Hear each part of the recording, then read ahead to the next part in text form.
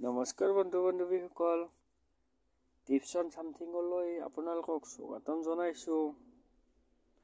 আজি আমি লৈ আনিছোঁ আপোনালোকলৈ মকৰ ৰাশিৰ জাতক জাতিকাসকলে কি প্ৰতিকাৰ কৰিলে 2025 বৰ্ষত শুভ ফল লাভ কৰিব, লগতে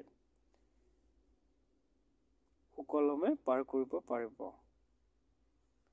বলকচোন যাওঁ, আমাৰ প্ৰতিকাৰসমূহ কি আৰু কেনেকৈ কৰিব লাগে তাৰ বিষয়ে জানো। আপোনালোকে আমি দিয়া প্ৰতিকাৰসমূহ নিয়মিতভাৱে পালন কৰি যাওক, আপোনালোকে শুভ ফল লাভ কৰিবই।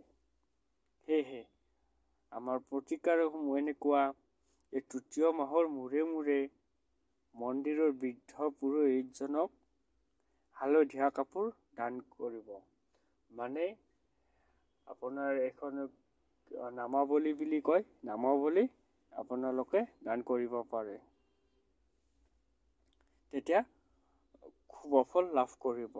লগতে সদায় পকেটত এটা কঠিন ৰূপৰ টুকুৰা, মানে এনে লাহি নহয়, আপোনাৰ ধৰক বৰ্গকৃতিৰ এটা ৰূপৰ টুকুৰা লগত লৈ থাকক, তেতিয়া আপোনালোকে শুভ ফল লাভ কৰিব। তৃতীয় প্ৰতিকাৰটো এনেকুৱা যে কপালত আপুনি নিয়মিতভাৱে কেশৰৰ তিলক লগাওক। মানে গা পা ধুই আহি কেশৰৰ তিলক এটা লগাব, তেতিয়া আপোনালোকে শুভ ফল লাভ কৰিব।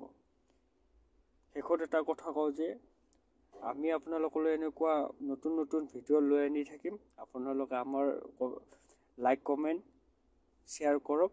ধন্যবাদ।